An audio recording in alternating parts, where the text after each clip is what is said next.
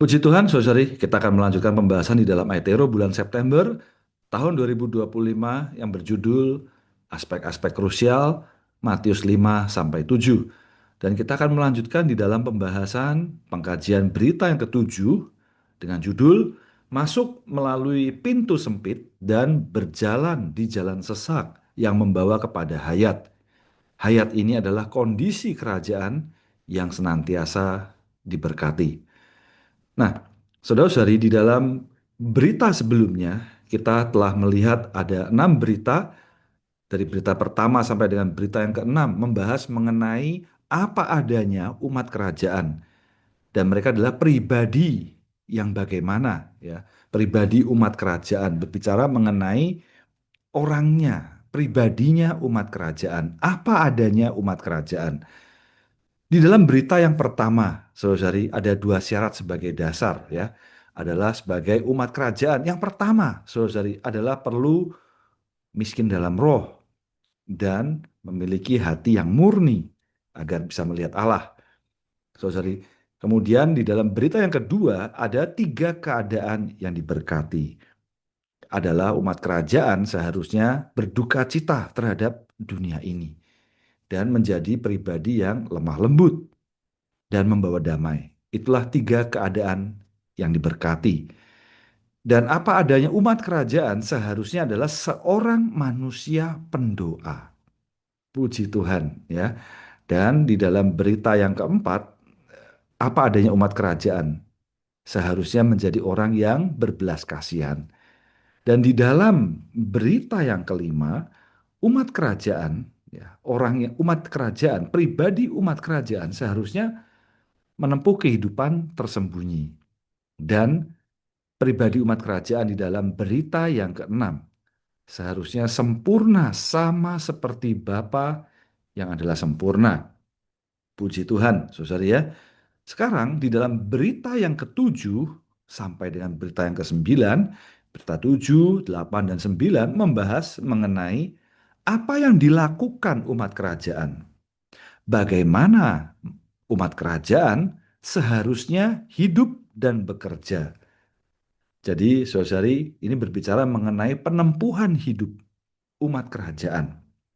Nah, karena itu, saudari, 6 berita yang pertama membahas mengenai apa adanya umat kerajaan atau pribadi umat kerajaan adalah pribadi yang bagaimana, itu adalah seperti pintu sempit. Ya, umat kerajaan masuk dalam kerajaan itu adalah melalui pintu sempit. Ya, apa adanya pribadi umat kerajaan.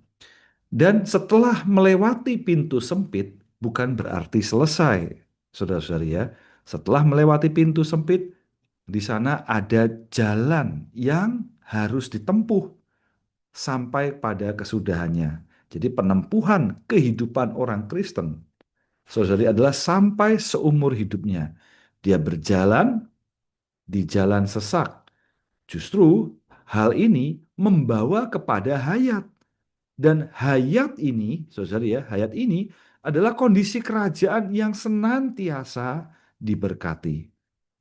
Mau dalam keadaan, ya, atau kondisi kerajaan yang senantiasa diberkati, saudari, maka kita perlu melihat masuk melalui pintu sempit dan berjalan di jalan sesak ini. Puji Tuhan. Mari kita lanjutkan di dalam judul dan ayat penting berita ini. Ada 3 hal yang perlu kita perhatikan, saudari, ya. Yang pertama adalah masuk melalui pintu sempit, sesaknya jalan, dan kepada hayat, ya, membawa kepada hayat. Di dalam Matius pasal 7 ayat 13 dan 14. Ini ayat pentingnya di dalam Matius pasal 7 ayat 13 dan 14. Di dalam Matius pasal 7 ayat 13 mengatakan, "Masuklah melalui pintu sempit. Karena lebarlah pintu itu dan luaslah jalan yang membawa kepada kebinasaan, dan banyak orang yang masuk melaluinya." Dalam ayat 14, "Karena sempitnya pintu dan sesaknya jalan yang membawa kepada hayat, dan sedikit orang yang menemukannya." Maka saudara, kita perlu memperhatikan perkara ini, ya. Masuk melalui pintu sempit seperti yang di dalam keadaan 9 berkat bahagia ya, saudara ya, itu adalah masuk melalui pintu sempit. Dan setelah itu perlu menempuh suatu penempuhan kehidupan melalui sesaknya jalan. Namun semuanya itu membawa kepada hayat. Amin. Nah, masuk melalui pintu sempit dan berjalan di jalan sesak. Siapa yang dapat masuk melalui pintu sempit yang dikatakan dalam Matius pasal 7 ayat 13? Hanya umat kerajaan yang memiliki sifat-sifat yang digambarkan dalam 9 berkat bahagia yang dapat masuk. Pintu sempit itu tidak hanya menanggulangi perilaku lahiriah, tetapi juga menanggulangi motivasi batiniah. Manusia lama, diri, tubuh daging, konsepsi manusia, dunia dan kemuliaannya, semuanya ditolak. Hanya mereka yang sesuai dengan kehendak Allah yang dapat masuk. Umat kerajaan terlebih dahulu masuk melalui pintu sempit ini dan kemudian berjalan di jalan sesak. Ini bukan tentang berjalan terlebih dahulu dan kemudian masuk. Masuk melalui pintu hanyalah awal dari berjalan, dan jalan ini berlangsung seumur hidup. Puji Tuhan. Kita lanjutkan di dalam struktur berita ini, saudara ya, bahwa judul berita ini adalah masuk melalui pintu sempit dan berjalan di jalan sesak yang membawa kepada hayat. Dan hayat ini adalah kondisi kerajaan yang senantiasa diberkati. Jadi, saudara-saudari, kita perlu melihat bahwa perkara atau situasi ya yang senantiasa diberkati adalah situasi di dalam hayat. Ya. Pintu sempit, jalan sesak mengarah kepada hayat. Ya. Justru di dalam perkara hayat ini, saudara ya, maka sangat ditekankan perkara hayat. Kita perlu terus senantiasa di dalam hayat. Ini adalah kondisi kerajaan yang senantiasa diberkati. Amin. Ya. Nah, kita telah membahas perihal pintu sempit atau masuk dalam kerajaan, ya, adalah umat kerajaan di dalam kondisi 9 berkat itu, saudara ya. Maka sekarang di dalam Romawi yang pertama melanjutkan mengenai penempuhan kehidupan umat kerajaan. Nah, umat kerajaan perlu berjalan di jalan sesak. Nah, jalan sesak yang membawa kepada hayat.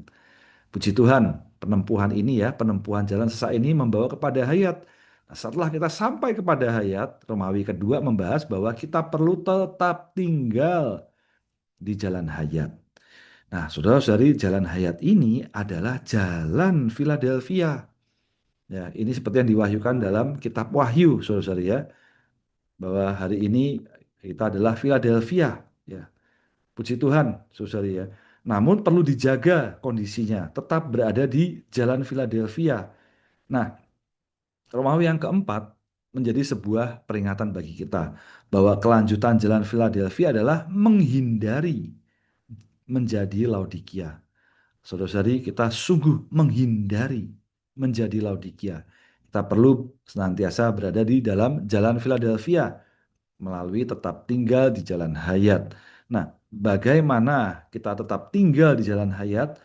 Melalui 7 aspek pelatihan, ya, bahwa melalui hidup dan melayani menurut prinsip hayat, ya, kita untuk tetap tinggal di jalan hayat, kita hidup dan melayani menurut prinsip hayat. Bagaimana kita tetap tinggal di jalan hayat adalah melalui mengasihi Tuhan sampai puncaknya. Nah, bagaimana kita tetap tinggal di jalan hayat adalah melalui melatih roh kita untuk menyuplaikan firman ke dalam orang lain. Bagaimana kita tetap tinggal di jalan hayat? Amen. Melalui kita menikmati Allah Tritunggal sebagai hukum roh hayat. Amen. Ya, bagaimana kita tetap tinggal di jalan hayat? Melalui tinggal di dalam Kristus. Amen. Sebagai pohon hayat dalam aliran hayat. Nah, bagaimana kita tetap tinggal di jalan hayat? Melalui berhati-hati dalam mengontak orang lain, ya, serta memisahkan diri dari segala macam kematian rohani. Bagaimana kita tetap tinggal di jalan hayat? Melalui Kita hidup dalam kebangkitan, hidup dalam gereja sebagai realitas tubuh Kristus. Puji Tuhan, saudari ya, ada 7 aspek pelatihan. Kembali, saudari ya, bahwa bagaimana kita berjalan di jalan sesak yang membawa kepada hayat. Nah, saudari kita perlu mengetahui bahwa di dalam kapital A sampai B membahas mengenai 2 pilihan jalan, saudari ya. Jalan sesak yang membawa kepada hayat. Jalan luas yang membawa kepada kebinasaan. Dan di dalam kapital C sampai D, C dan D ya, saudari ya, bahwa jalan sesak itu membawa kepada hayat. Kapital E dan G membahas bahwa pahala ya adalah pertumbuhan yang sehat dalam hayat. Puji Tuhan ya, kapital H dan I ini adalah perkara hayat, bahwa hayat ilahi adalah hayat yang tersembunyi. Puji Tuhan ya, saudari ya, amin. Dan tadi di dalam Romawi yang kedua telah kita bahas, dan di dalam Romawi yang ketiga inilah jalan Philadelphia ya. Jalan hayat adalah jalan Philadelphia. Nah, kapital A sampai B ini adalah karakteristik ya gereja di Philadelphia dan pemulihannya. Ya, pahalanya adalah kunci Daud yang membuka pintu apa adanya kita. Kapital D sampai H adalah para pemenang yang terpulih di Philadelphia. Dan terakhir dalam Romawi yang keempat, kita menghindari menjadi Laodikia. Amen. Mari kita lihat struktur pembacaan harian di dalam seminggu ini, ya saudari ya. Di dalam hari yang pertama membahas mengenai jalan sesak, ya. Berjalan di jalan sesak membawa kepada hayat. Ya, ini ada 2 kemungkinan jalan, saudari ya. Jalan yang sesak maupun jalan yang lebar. Ya, justru sebaliknya jalan sesak yang membawa kepada hayat. Saudari, apakah kita mau menempuh jalan sesak ini? Jalan sesak ini, saudari, membawa kepada hayat. Nah, kemudian di dalam hari yang kedua, inilah jalan hayat. Nah, bagaimana tetap tinggal di jalan hayat? Setelah kita mengetahui ya bahwa jalan sesak yang membawa kepada hayat, berikutnya adalah bagaimana tetap tinggal di jalan hayat. Ya, kita perlu hidup dan melayani menurut prinsip hayat. Dan kita perlu pengalaman akan tetap tinggal di jalan hayat. Kemudian hari yang ketiga dan hari yang keempat membahas mengenai jalan Philadelphia. Ya. Di dalam hari yang ketiga, ini adalah karakteristik Philadelphia dan pemulihannya. Saudari adalah kita perlu memulihkan dalam kualitas.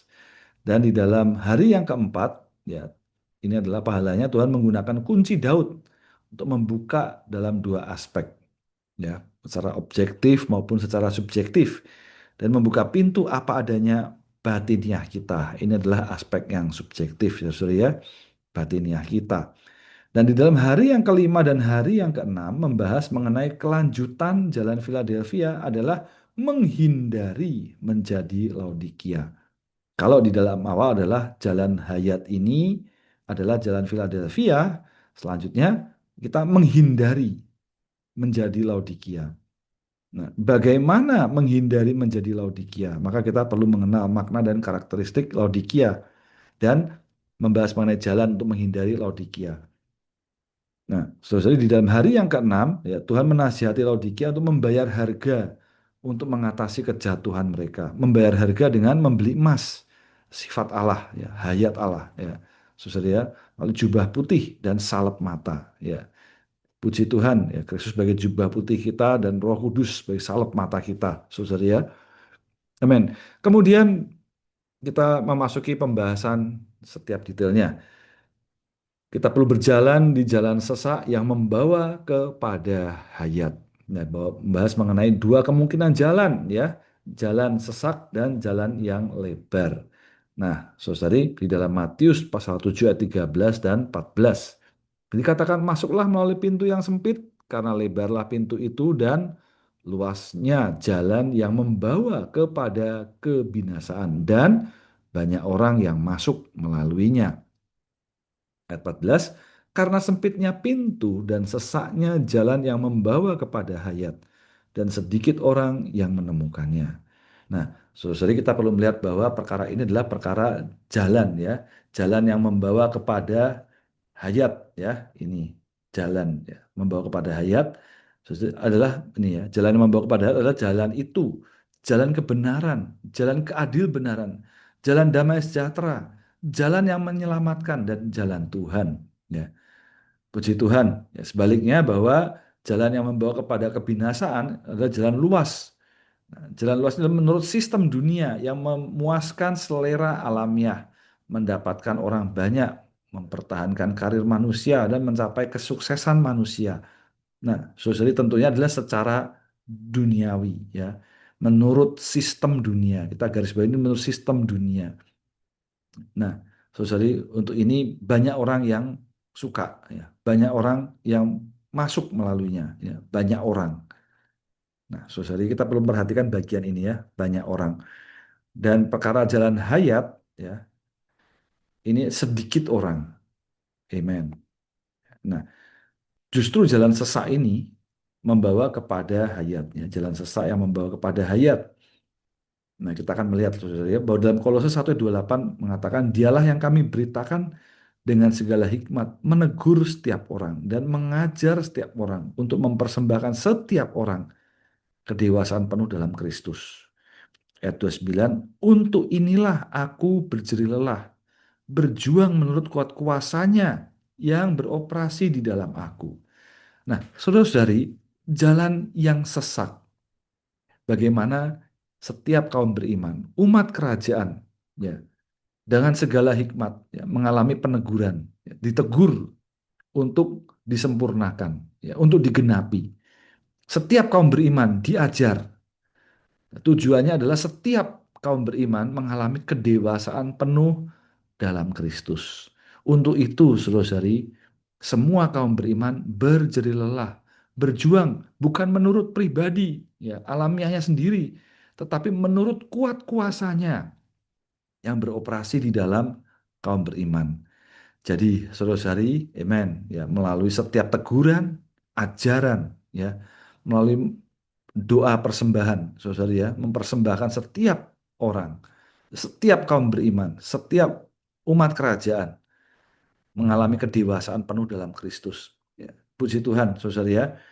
Jadi bahwa hari ini ya, kita boleh mengenal ya, permintaan rohani. Ya. Puji Tuhan ya, bahwa menurut teladan hayat dan tugas pelayanan Tuhan Yesus sulit digambarkan, tapi kita ini berperilaku di dalam roh. Kita menurut Allah yang mengukur, yang membatasi diri dalam jerih lelah kita. Dan lebih banyak bekerja secara setiap orang. Nah, setiap orang ini adalah orang per orang. Setiap pribadi lepas pribadi. Saudari ya, hari ini, amen ya. Ketika kita mengatakan setiap orang bukan berarti kepada banyak orang, tetapi ini adalah setiap orang pribadi lepas pribadi, seorang demi seorang, seorang demi seorang ditegur ya, setiap demi seorang diajar, setiap orang ya, seorang demi seorang ya saling mempersembahkan ya orang lain sampai kepada kedewasaan penuh dalam Kristus. Dan setiap orang, orang per orang berjerih lelah menurut kuat kuasanya yang beroperasi di dalamnya. Jadi, saudari ya, puji Tuhan, hari ini justru oleh menurut pengaturan ilahi hari ini, kita boleh memenuhi ya, permintaan ini. Amen. Ya, kita lanjutkan bahwa lingkungan kehidupan gereja membuat kita masuk melalui pintu sempit dan berjalan di jalan sesak. Jangan berharap menjadi orang besar. Anda perlu menerima pembatasan. Lingkungan kehidupan gereja membuat kita menerima pembatasan untuk mengekang kita. Kita harus masuk melalui pintu sempit dan berjalan di jalan sesak. Jangan berharap melakukan pekerjaan besar dan menjadi orang hebat. Cukup hidup secara normal dan biasa dan terus-menerus masuk melalui pintu sempit dan berjalan di jalan sesak. Dengan demikian, Anda dapat yakin bahwa Anda akan menghasilkan buah yang tetap setiap tahun. Selain itu, banyak orang kudus akan menerima bantuan Anda untuk masuk melalui pintu sempit dan berjalan di jalan sesak. Amin. Selanjutnya, jalan vital dan pintu sempit. Ya, Tuhan berbicara sangat mendalam kepadaku, berkata, "Berbicaralah kepada orang-orang kudus yang mengasihi aku dan mendambakan vitalitas. Berbicaralah tentang pintu sempit dan jalan sesak." Vitalitas tidak seharusnya mujizat. Pohon tidak bertumbuh secara mujizat. Pohon bertumbuh menurut prinsip hayat. Allah menetapkan prinsip-prinsip ini. Kita sedang dilatih di jalan yang ditetapkan oleh Allah. Alkitab mewahyukan bahwa Allah menghendaki kehidupan dan pekerjaan yang senantiasa sempit dan sesak. Dalam ruang lingkup rohani tidak ada jalan lebar. Jalan dalam ruang lingkup rohani selalu sesak. Di jalan ini, kebebasan kita selalu dibatasi. Nah, bagaimana tetap tinggal di jalan hayat? Amen. Setelah kita nampak itu semua, maka bagaimana kita tetap tinggal di jalan hayat? Ya, melalui kita hidup dan melayani menurut prinsip hayat. Ya. Kemudian bahwa kita perlu pengalaman akan tetap tinggal di jalan hayat. Amen, ya. Dalam Kejadian 2:9 mengatakan pohon hayat di tengah-tengah taman itu dan pohon pengetahuan baik dan jahat.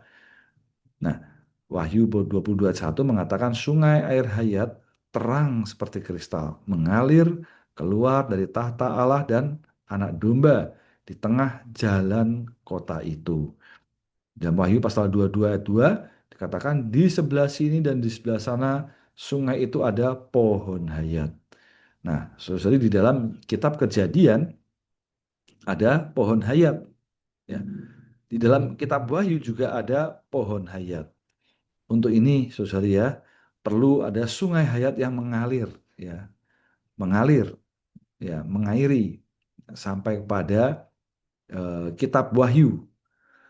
Untuk itu kita perlu senantiasa tinggal ya di dalam jalan hayat ini, ya, di tengah jalan. Ini adalah garis hayat. Dalam pemeliharaan hayat melalui menikmati Kristus sebagai pohon hayat dalam aliran hayat. Supaya kita bertumbuh dalam hayat bagi pembangunan Allah dalam hayat. Nah, kita tetap tinggal, ya, saudara ya, ini ya, tetap tinggal di dalam jalan hayat adalah melalui hidup dan melayani menurut prinsip hayat, bukan menurut prinsip benar salah. Nah, saudari, amen, di dalam kitab Kejadian, ya, ada prinsip hayat dan pohon hayat. Ada juga prinsip benar dan salah, ya, pengetahuan baik dan jahat, ya, benar salah. Maka kita perlu kembali ya di dalam prinsip hayat. Ya, puji Tuhan, saudara ya. Jadi kembali kepada prinsip hayat. Amen. Bagaimana kita dapat hidup, kita dapat melayani. Saudara, kita perlu menikmati air hayat. Kita perlu menikmati sungai air hayat ini, ya. Dan di dalam melayani di dalam jalan kota itu, ya, ada jalannya. Dan ini adalah perkara hayat. Amen. Nah, jadi kita hari ini perlu melihat prinsip hayat, ya, prinsip hayat. Ya, amen. Lalu kemudian bagaimana pengalaman akan tetap tinggal di jalan hayat? Roma 8 ayat 2 mengatakan sebab hukum roh hayat telah membebaskan aku dalam Kristus Yesus dari hukum dosa dan hukum maut. Bagaimana caranya, saudara ya? Kita perlu tinggal di dalam hukum roh hayat. Ketika kita keluar ya dari hukum rohayat, maka kita langsung berada di dalam hukum dosa dan hukum maut. Jadi kalau kita hari ini mau lepas dari hukum dosa dan hukum maut, kita mau lepas dari prinsip benar salah, maka saudari kita perlu tinggal di dalam hukum rohayat. Jadi saudari tidak ada pilihan di antara keduanya atau abstain, tidak bisa saudari ya.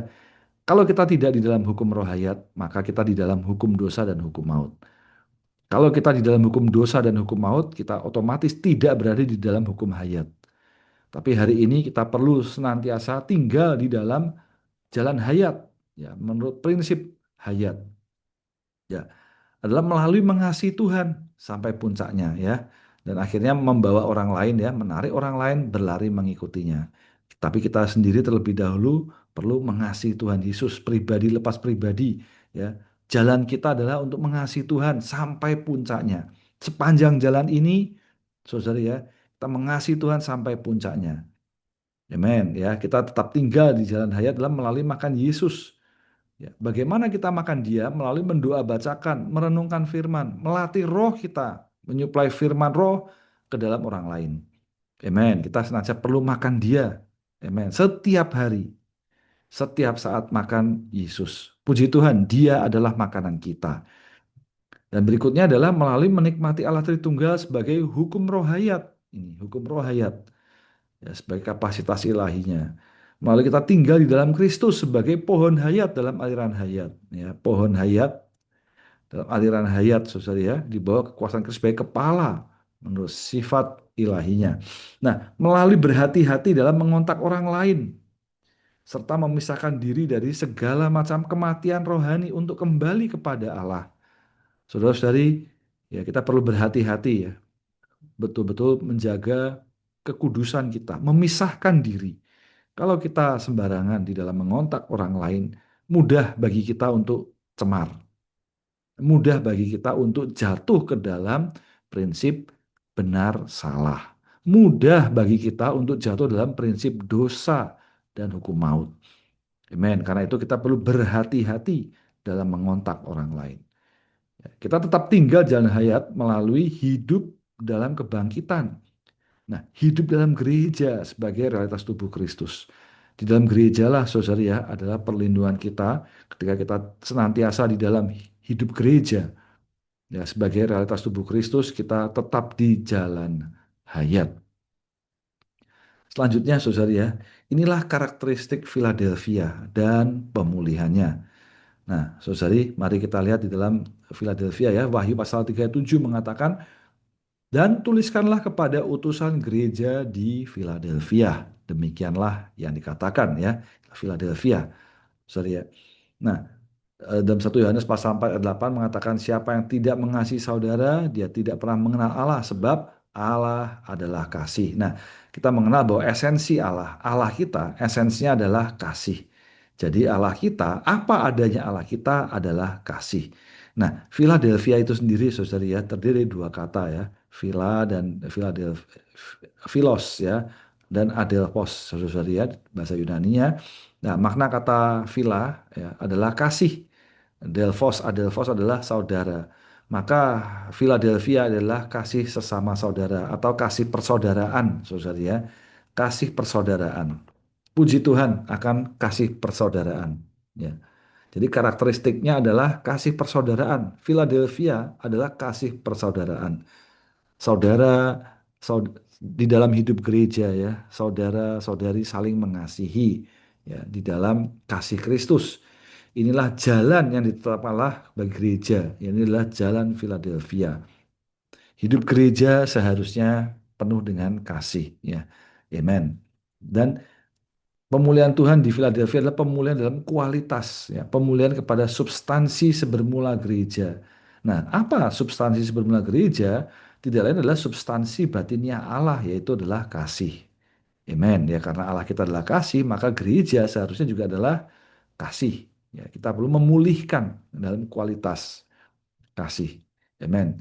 Saudara, ini masih sangat berhubungan ya dengan berita sebelumnya ya, bahwa kita perlu menjadi sempurna dalam kasih.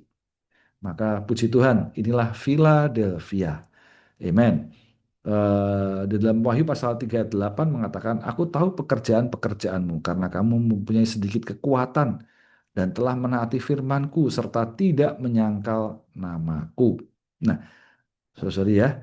Jadi di sini kita melihat bahwa ini ada sedikit kekuatan. Nah, sedikit kekuatan itu bukan berarti eh, tidak maksimal. Sedikit kekuatan ini adalah mengerahkan segenap kekuatan. Tapi memang hanya sedikit, saudara ya. Jadi maksudnya adalah eh, kita tidak bisa melakukan banyak hal, saudara ya. Karena kekuatan kita sedikit. Namun atas sedikitnya kekuatan itu kita mengerahkan segenap kekuatan kita. Nah, jadi para pemenang di Philadelphia lebih memperhatikan hayat daripada pekerjaan, lebih memperhatikan kualitas daripada kuantitas.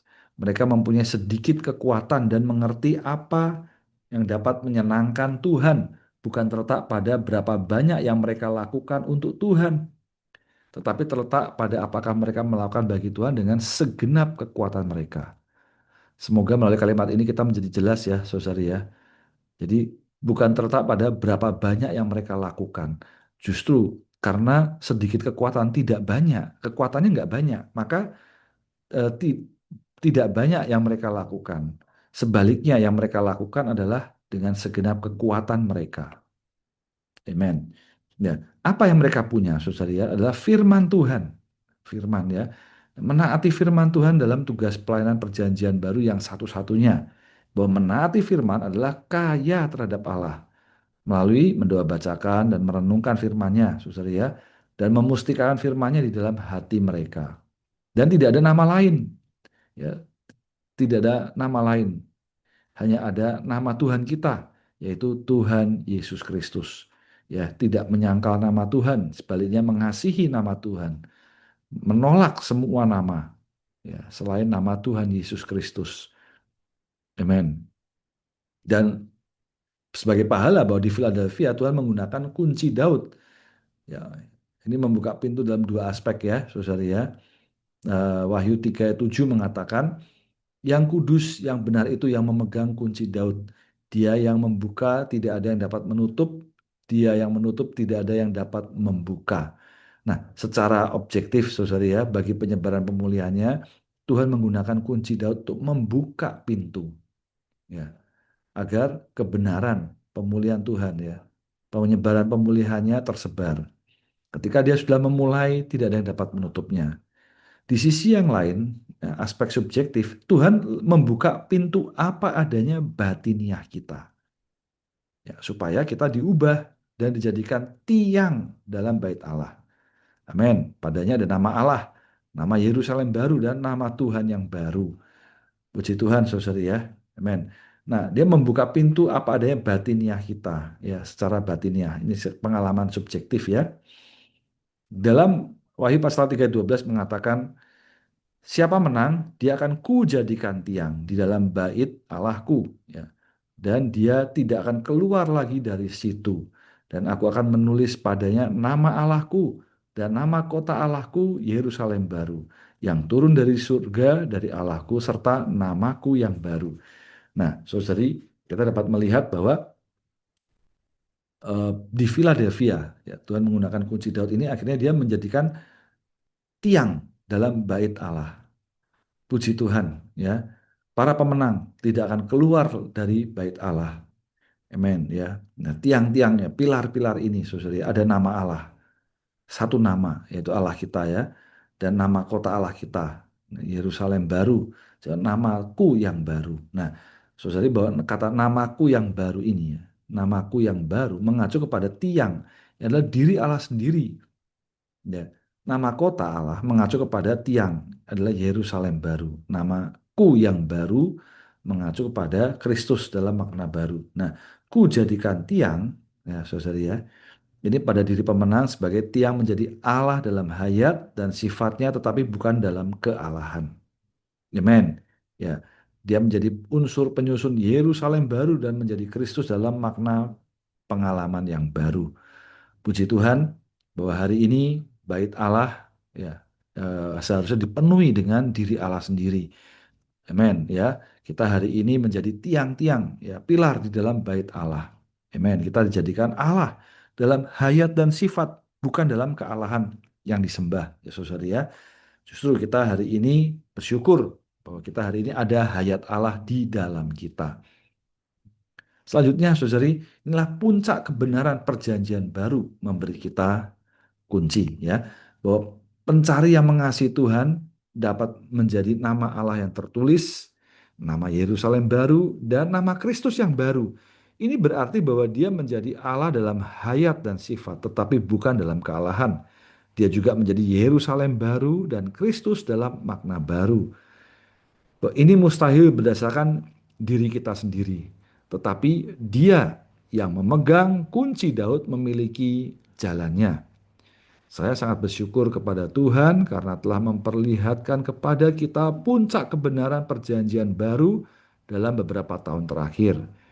Jika kita membaca garis besar kebenaran-kebenaran ini, kita dapat melihat bahwa garis besar ini memberi kita kunci kepada kita dan membuka jalan agar kita beroleh bagian menjadi Allah, Yerusalem baru, dan Kristus yang baru. Kita perlu menggunakan garis besar ini untuk mendoa bacakan, mengkaji, memeriksa, menghafal, melafalkan, dan bertutur sabda.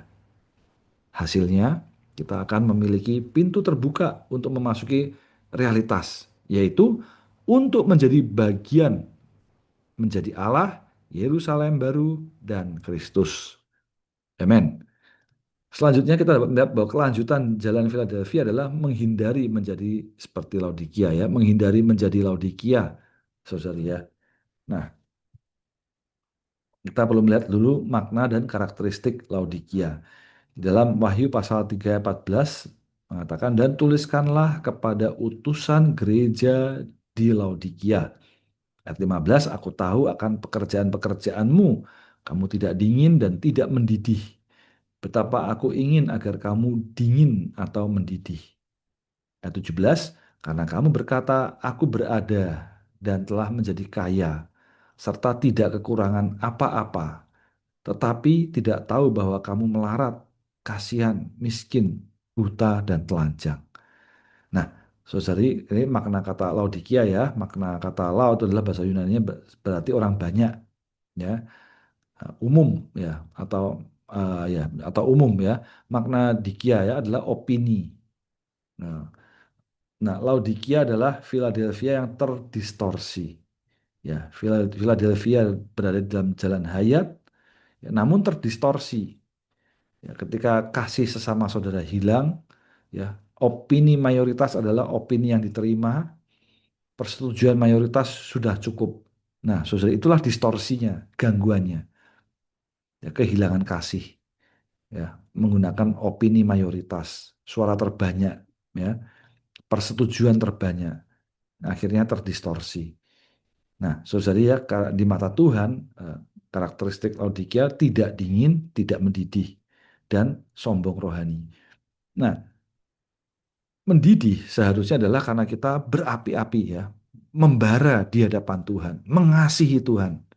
Tapi justru keadaan Laodikia ya tidak membara, ya tidak mendidih, tidak berapi-api mengasihi Tuhan, tidak terbakar mengasihi Tuhan. Ya, juga tidak dingin sebaliknya, dingin. Ya, eh, dalam aspek yang lain ya tidak dingin. Nah, saudari ya. Nah, sebaliknya sombong rohani. Nah, ini seperti cerita Raja Hizkia yang memamerkan seluruh kekayaannya. Ya, sombong, saudari ya. Nah, akhirnya yang terjadi pada Raja Hizkia yang memamerkan seluruh kekayaan dan tidak ada bagian yang tidak dipamerkan. Dan akhirnya semuanya itu dirampas. Nah, ini sombong, saudari ya. Amen. Kita perlu Tuhan terangi di dalam aspek ini. Saudari, semoga Tuhan menyelamatkan kita dari kesombongan rohani. Saudari, kita perlu terus senantiasa eh, seperti kondisi 9 berkat, miskin dalam roh, saudari ya. Kita perlu senantiasa mengejar dia. Nah, karena itu kita perlu menghindari menjadi Laodikia. Nah, ayat 16 mengatakan, jadi karena kamu suam-suam kuku, ya, suam-suam kuku itu adalah tidak dingin dan tidak mendidih. Aku akan memuntahkan kamu keluar dari mulutku. Nah, saudari ya, jika kita ingin senantiasa di jalan Philadelphia, ya, kita menghindari jalan menjadi Laodikia, kita harus belajar merendahkan diri di hadapan Allah. Amen, ya. Nah, Laodikia adalah mengaku mengetahui segala sesuatu, sebenarnya tidak memiliki apapun yang mendidih.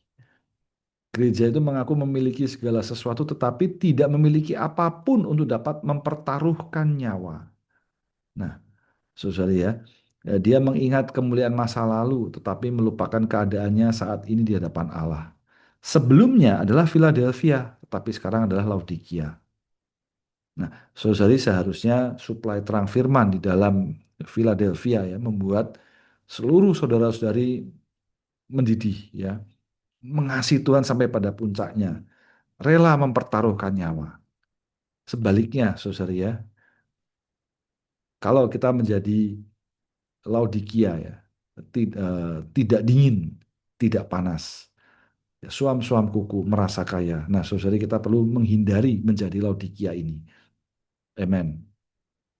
Nah, Tuhan menasihati Laodikia agar membayar harga untuk mengatasi kejatuhan mereka. Dan jadi bagaimana jalannya? Ya, bayar harga. Amen. Ya, membayar harga untuk mengatasi kejatuhan sehingga kembali mendapatkan pahala. Nah, Wahyu 3:18 mengatakan, Aku menasihati kamu agar membeli daripadaku emas yang dimurnikan api, agar kamu kaya, dan membeli pakaian putih agar kamu berpakaian, agar jangan kelihatan ketelanjanganmu yang memalukan, dan membeli salep mata untuk mengurapi matamu, agar kamu dapat melihat. Amen. Ya. Ayat 19, siapa yang kukasihi akan kutegur dan kudisiplinkan. Sebab itu mendidihlah dan bertobat. Amen. Nah, jadi saudara ya, perihal emas ini ya, emas yang dimurnikan api ini, emas ini memiliki pengenalan doktrin, memiliki pengenalan doktrin. Tetapi sedikit iman untuk hidup karena pengenalan tersebut. Ya, berbagian dalam unsur ilahi, sedikit iman. Nah, saudari kita perlu berhati-hati ya. Nah, karena itu perlu dimurnikan, imannya dimurnikan. Amen. Memiliki iman yang murni. Kemudian pakaian putih mengacu kepada perilaku yang diperkenan oleh Tuhan, yaitu diri Tuhan sendiri diperhidupkan dari gereja untuk menutupi ketelanjangannya. Ini terekspos ya, saudara ya. Jadi, amen. Ya, kita perlu di cover, perlu ditutupi. Kita perlu mengenakan, ya, mengenakan Kristus sehingga yang terekspresi adalah Kristus. Nah, kita juga perlu salep mata.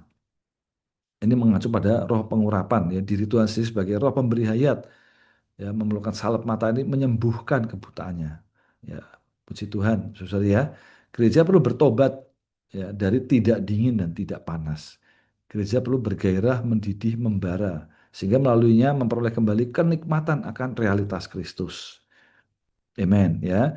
Ayat 20, Wahyu 3:20 mengatakan, Lihatlah, aku berdiri di luar pintu dan mengetuk. Jika siapa mendengar suaraku dan membuka pintu, aku akan masuk kepadanya. Ayat 21, siapa yang menang akan kuberi duduk bersamaku di atas tahtaku. Jadi saudari, amen ya. Menang di sini adalah menang pada keadaan ya tidak panas tidak dingin. Ya. Jadi menang atas keadaan kesombongan. Sebaliknya perlu membayar harga. Ya, saudara ya, perlu membayar harga. Amen. Ya, membayar harga untuk apa? Ya, untuk mendapatkan kembali ya, apa yang telah disediakan. Ya, kita perlu membayar harga. Amen. Ya, mengatasi kejatuhan. Nah, bahwa ini pahalanya adalah duduk bersama Tuhan di atas tahtanya. Pahala yang Tuhan berikan kepada para pemenang. Ya, berbagian dalam kekuasaan Tuhan dan meraja bersama Dia dalam kerajaan 1.000 tahun yang akan datang, memerintah seluruh bumi. Maka, saudari, amen ya. Kiranya Tuhan menerangi kita bahwa hari ini kita perlu kembali mengenal jalan yang sesak, ya. Amen. Kita perlu mengenal ya, atau tinggal pada jalan hayat ini. Puji Tuhan, saudari ya. Terakhir sebagai penutup, ya kita perlu menempuh jalan sesak agar memiliki vitalitas hayat. Amen. Senantiasa inilah penempuhan kita. Jalan sesak. Jadi kita memilih jalan sesak, ya, jalan hayat, agar kita memiliki jalan vitalitas yang berbuah. Ini kita menempuh jalan Philadelphia, yang membuka pintu apa adanya kita. Sebaliknya menghindari jalan Laodikia, ya, mengerahkan ya, segenap kekuatan kita. Kita bergairah, mempertaruhkan nyawa dan mendidih sehingga saudari kita terhindar ya dari jalan Laodikia. Puji Tuhan saudari ya, kiranya anugerah beserta dengan kita. Amin.